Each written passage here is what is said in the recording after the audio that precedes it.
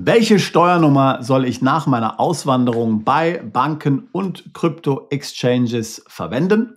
Mit dieser interessanten Frage wollen wir uns einmal in diesem Video auseinandersetzen. Noch ein kurzer Hinweis in eigener Sache, wenn auch du auswandern willst und hier etwas im Steuerdschungel verheddert bist, wenn du dich genau mit solchen Fragen beschäftigst, um die es hier in diesem Video geht, oder auch Dinge wie Wegzugsteuer, erweiterte beschränkte Steuerpflicht, Entstrickungsbesteuerung und so weiter und so fort, dann würde ich mich freuen, dich bei einem unserer Workshop-Tage begrüßen zu dürfen. Das sind Workshops in kleinem Rahmen. Dort sitzen wir den ganzen Tag zusammen. Ein intensiver Tag und beantworten den ganzen Tag deine Fragen. Es gibt keine Vorträge. Hier geht es speziell nur um deine Fragen. Jeder der Teilnehmer stellt seinen Fall vor. Wir gehen hier die gesamte Auswanderung durch und alle steuerlichen Implikationen, die damit zusammenhängen.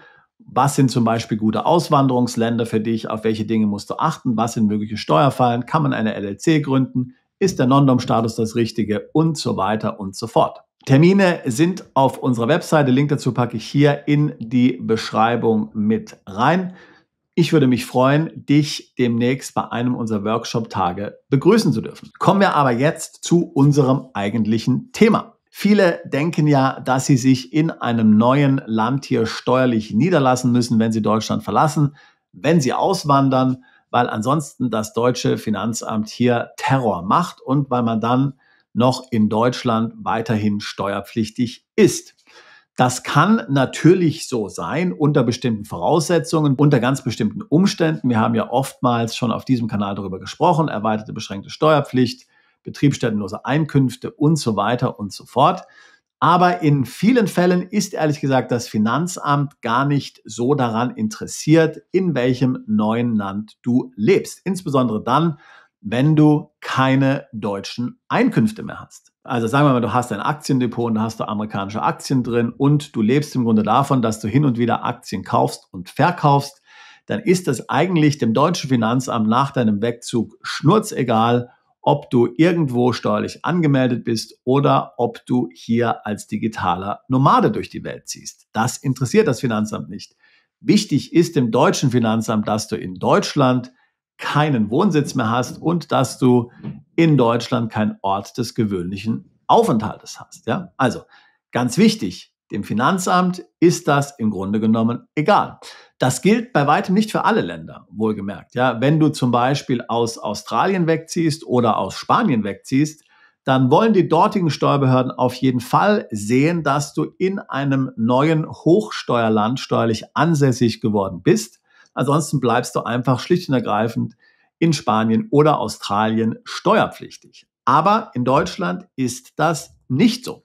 Achtung, wie gesagt, da gibt es jetzt Ausnahmefälle. Ja, das ist jetzt ein bisschen vereinfacht gesagt, wie ich das jetzt hier darstelle. Aber lassen wir es jetzt mal so dahingestellt. So, jetzt kommt es aber. Eine steuerliche Anmeldung ist dennoch natürlich extrem wichtig.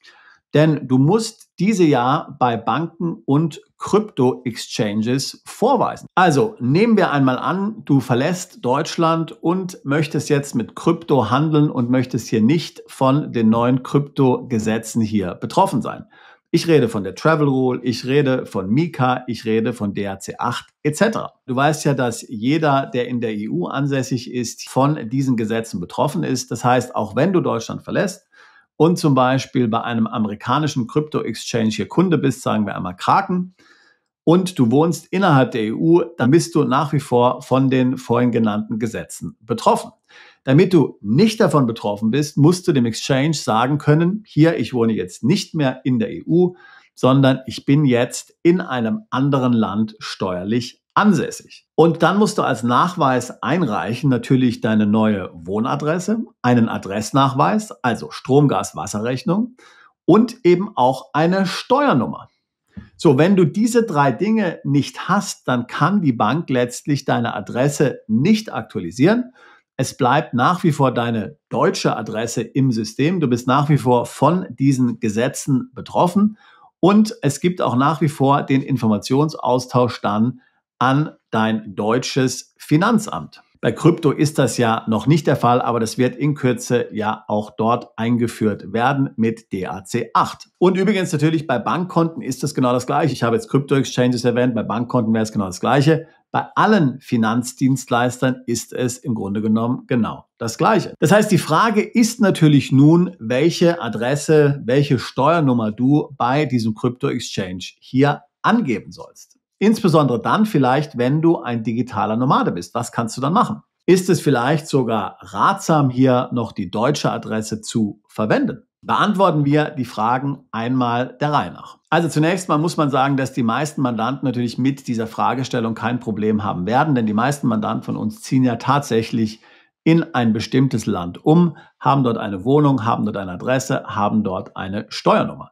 Du würdest dann einfach hier dem Krypto-Exchange und der Bank diese neue Steuernummer, deine neue Wohnadresse nennen und eben einen entsprechenden Adressnachweis einreichen. Hier gibt es nur eine Sache, auf die du achten musst. Nicht alle Banken, nicht alle Exchanges akzeptieren alle Länder. Tatsächlich gibt es hier viele schwarze Listen, einmal offizielle schwarze und graue Listen und dann natürlich auch bankinterne schwarze Listen. Das heißt, hier musst du im Vorfeld schauen, dass du in ein Land umziehst, was auch dann bei Banken und Krypto-Exchanges hier akzeptiert wird.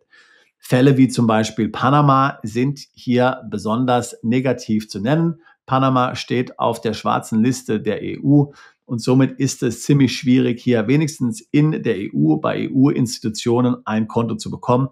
Aber auch bei vielen anderen Institutionen kann das mit Panama zum Beispiel ein Problem werden. Aber ansonsten gilt, du wohnst da, also verwendest du natürlich die Adresse von deinem Wohnsitzland und natürlich auch die Steuernummer. Tatsächlich gibt es ja nun manche Länder, bei denen man keine Steuernummer bekommt, weil es dort keine Einkommensteuer gibt.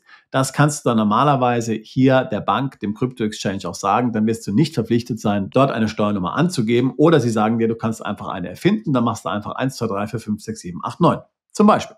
Was ist nun, wenn du digitaler Nomade bist? Nun, wir haben dieses Thema ja schon vielfach hier besprochen. Im Grunde genommen, was du machen musst, ist, dass du dir irgendwo eine steuerliche Ansässigkeit besorgst, die du dann überall nennen kannst, wo du aber natürlich keine Steuerpflicht zu befürchten hast. Wir haben sehr viele Mandanten, die nehmen das ziemlich ernst. Das heißt also, die mieten sich dann wirklich eine Wohnung in einem entsprechenden attraktiven Land. Die etablieren dann dort wirklich einen Wohnsitz, die zahlen dort wirklich Miete, reichen dort eine Steuererklärung ein. Das macht man normalerweise in einem Land, wo man keine Steuern bezahlen muss auf ausländische Einkünfte. Das heißt zum Beispiel die Philippinen, dort machen wir es für etliche Mandanten, oder auch in Malta, das ist ein anderer Fall, wo das geht. Dann hast du eine Steuernummer, du kriegst ein steuerliches Ansässigkeitszertifikat, du hast eine Steuererklärung, du hast eine Adresse, du hast entsprechende Adressnachweise. Das kannst du dann überall verwenden. Idealerweise haben diese Länder auch noch Doppelbesteuerungsabkommen mit Deutschland. Das heißt also, wenn es hier irgendwelche Einkünfte gibt aus Deutschland und du tatsächlich zeigen kannst, dass das dein einziger Wohnsitz ist und du bist da steuerlich ansässig, dann wirst du auch diesbezüglich kein Problem haben. Tatsächlich bist du auch von der erweitert beschränkten Steuerpflicht abgeschirmt, wenn du nachweisen kannst, dass du in einem Abkommensstaat hier steuerlich ansässig bist, und das kannst du durch ein entsprechendes steuerliches Ansässigkeitszertifikat aus dem Wohnsitzland nachweisen. Also das würde ich sagen, ist so die Premium-Lösung. Wie gesagt, also die Philippinen bieten sich dafür an, Malta bietet sich dafür auch an. Zypern bietet sich auch an, allerdings musst du dann wieder 60 Tage da sein. Dubai bietet sich in gewisser Weise an. Dubai hat zwar kein Doppelbesteuerungsabkommen, aber auch dort hast du dann wieder Anwesenheitspflichten. Also man muss da natürlich sehen, was sich hier besonders eignet und wo man auch kein Problem hat. Erstens durch Steuern, die man bezahlen müsste, und zweitens durch Ansässigkeitspflichten, die einen dann vielleicht hier einschränken in seiner Reisetätigkeit. Meine Meinung und mein Rat ist da an all digitalen Nomaden: wirkliches digitales Nomadensein, meiner Meinung nach, meiner Erfahrung nach, funktioniert nicht wirklich. Ja? Du wirst irgendwo steuerlich ansässig sein müssen. Nicht wegen dem Finanzamt, deswegen nicht, aber aufgrund eben der Banken, der Finanzdienstleister. Das wird immer komplexer werden. Könnte man jetzt auch sagen, dass man hier zum Beispiel die deutsche Meldeadresse weiter verwendet? Ich persönlich habe dabei Bauchschmerzen. Wie gesagt, du wohnst nicht mehr in Deutschland. Das heißt, hier ist die deutsche Adresse weiter anzugeben. Damit bestätigst du ja gegenüber der Bank, gegenüber dem Finanzdienstleister, dass du weiterhin in Deutschland steuerpflichtig bist. Das ist ja mehr oder weniger ein Geständnis. Ja, wie soll das deutsche Finanzamt darauf reagieren? Die sagen ja, naja, du hast es ja hier gegenüber diesem Finanzdienstleister sogar schriftlich hier bekundet, dass du weiter in Deutschland wohnst und da steuerlich ansässig bist. Da würde ich Abstand davon nehmen. Außerdem ist es so, ich habe ja dazu auch schon ein Video gemacht, kannst du relativ schnell Probleme mit den deutschen Behörden kommen, wenn du hier weiter angemeldet bleibst in Deutschland, aber keine Steuererklärung einreichst, weil dann die Behörden nicht kapieren, was hier eigentlich geht. Und dann kommen irgendwelche Zahlungen auf dein Konto ein. Dann wird hier ganz schnell angenommen, dass du ein Mafioso bist und dir Geld wäscht und solche Dinge. Ja, das ist wirklich so. Schau dir das Video an, was ich zu dem Thema gemacht habe, zum Thema Meldeadresse in Deutschland. Also ich finde das hier keine optimale Lösung. In anderen Ländern mag das funktionieren. Ja? Das heißt, du kannst dir vielleicht ein ähnliches Setup in einem anderen Land besorgen, irgendwo eine Meldeadresse. Vielleicht hast du irgendwo einen Freund, der in einem exotischen, attraktiven Land wohnt, bei dem du ein Zimmer mieten kannst in seiner Wohnung und dann offiziell zur Untermiete wohnst. Sowas könnte vielleicht funktionieren. Also da gibt es sicherlich verschiedene Varianten. Es gibt zum Teil auch Dienstleister, die sowas relativ günstig anbieten. Da könnte es durchaus Varianten geben, die interessant sind. Es gibt ja auch Länder wie zum Beispiel Spanien, wo du eine Wohnung mieten kannst. Diese Wohnung löst noch keine Steuerpflicht in Spanien aus. Du bekommst aber eine sogenannte NIE-Nummer, eine Steuernummer für Ausländer. Die kannst du bei der Bank verwenden.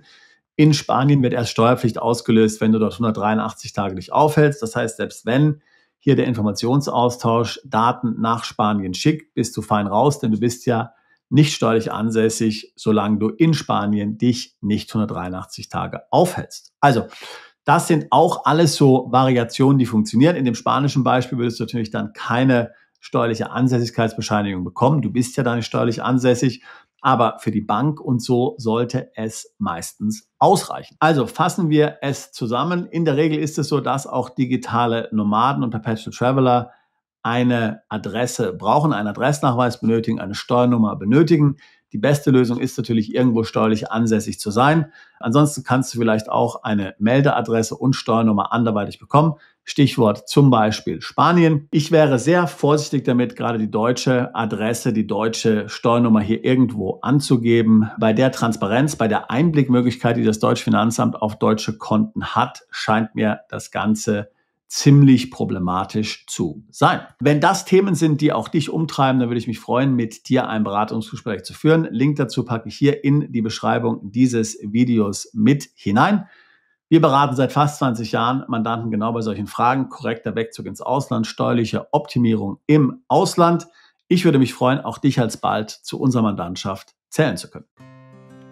Bist du Unternehmer, Freiberufler oder Investor? Zieht es dich schon lange ins Ausland? Mach heute den ersten konkreten Schritt in eine Zukunft mit mehr Geld und mehr Freiheit. Buche ein Beratungsgespräch mit Sebastian und seinen Kollegen. Unsere Kanzlei unterstützt Mandanten wie dich dabei, deine Steuerlast legal zu reduzieren, Vermögen aufzubauen und zu schützen und deine persönliche Freiheit zu maximieren. Profitiere jetzt von unserem Fachwissen und unserem Netzwerk. Gehe zu mandatierung.com und werde Mandant unserer Kanzlei.